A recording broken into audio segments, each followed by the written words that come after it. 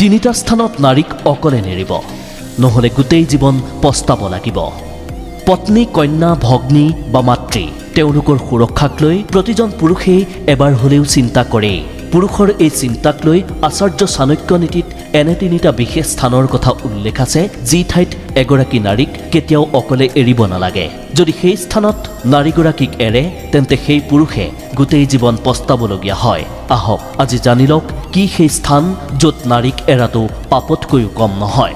কূটনীতিৰ আচাৰ্য চাণক্যই তেওঁৰ নীতিত সকলো পুৰুষক বিশেষকৈ স্বামীসকলক সজাগ কৰি যি তিনিটা স্থানৰ কথা উল্লেখ কৰিছে, সেই স্থানত প্ৰতিজন পুৰুষেই নিজৰ মাতৃ, ভগ্নী, কন্যা বা পত্নীৰ মান, সন্মান, মৰম, স্নেহ যদি তেওঁ বিচাৰে তেন্তে সেই পুৰুষজনে কেতিয়াও সেই স্থানত তেওঁলোকক অকলে এৰিব নালাগে।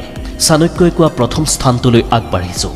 লাগিলে যিমানেই কঠিন সময় নাহক, যিমানেই বেয়া দিন নাহক লাগিলে, এজন স্বামীয়ে কেতিয়াও নিজৰ পত্নীক বেলেগ পুৰুষৰ সৈতে অকলে এৰিব নালাগে। লাগিলে সেই পুৰুষজন তেওঁৰ যিমানেই আপোন নহওক বা আত্মীয় নহওক, পত্নীক কোনো পুৰুষৰ সৈতে অকলে এৰি দিয়াৰ ভুল কেতিয়াও কৰিব নালাগে। কাৰণ যেতিয়া এগৰাকী নাৰী আৰু এজন পুৰুষ অকলে থাকে তেতিয়া কাম বাসনাৰ ইচ্ছা নভবাকৈয়ে জাগ্ৰত হয়। এই ক্ষেত্ৰত তেওঁলোকক আপুনি একেবাৰে দোষী বুলিও ক'ব নোৱাৰে, কাৰণ এনে সময়ত চিন্তা ভাৱনা ইমানেই চঞ্চল হৈ পৰে যে মনুষ্যই নিজৰ সীমা কেতিয়া পাৰ কৰে তাৰ কোনো ঠিক নাথাকে। সেইবাবে হয়তো আমাৰ ধৰ্মশাস্ত্ৰসমূহত এগৰাকী ভৰ যৌৱনা গাভৰুক নিশা নিজৰ পিতৃৰ সৈতেও অকলে থকাত বাধা আৰোপৰ কথা উল্লেখ কৰা হৈছে। মনোবিজ্ঞানৰ মতে গভীৰ নিশা মানুহৰ মনটো বেছি চঞ্চল হৈ পৰে। গতিকে এনে সময়ত এগৰাকী নাৰী বা এজন পুৰুষ অকলে থকাটো মুঠেও সুবিধাজনক নহয়। তেওঁলোকৰ মাজত যি ধৰণৰ সম্পৰ্কই নাথাকক লাগে, এনে সময়ত মানুহে বিবেক বুদ্ধি হেৰুৱাই পেলোৱাৰ পূৰ্ণ সম্ভাৱনা থাকে। দ্বিতীয় কথাটো হৈছে, যদি পত্নীৰ গাত কোনো দোষ নাই, নিৰ্দোষী, কিন্তু ওচৰ চুবুৰীয়া বা অন্য মানুহে তেওঁক দোষী সজাব বিচাৰে, তেতিয়া সেই পৰিস্থিতিত স্বামীয়ে পত্নীক পূৰ্ণ সমৰ্থন আগবঢ়াব লাগে। তেওঁক অকলে বেলেগৰ সৈতে যুঁজ দিবলৈ এৰি দিব নালাগে।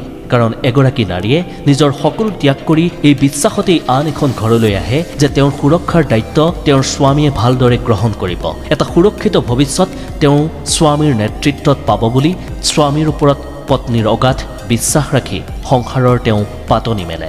সেইবাবে গোটেই পৃথিৱীখনেই পত্নীৰ বিৰুদ্ধে মাত নামাতক কিয়, স্বামীজনে যদি নিজৰ পত্নীক বিশ্বাস কৰে, পত্নীৰ পবিত্ৰতাত যদি সন্দেহ নাই, তেন্তে তেওঁ পৃথিৱীৰ কাৰো কথাই কেতিয়াও কাণ দিব নালাগে।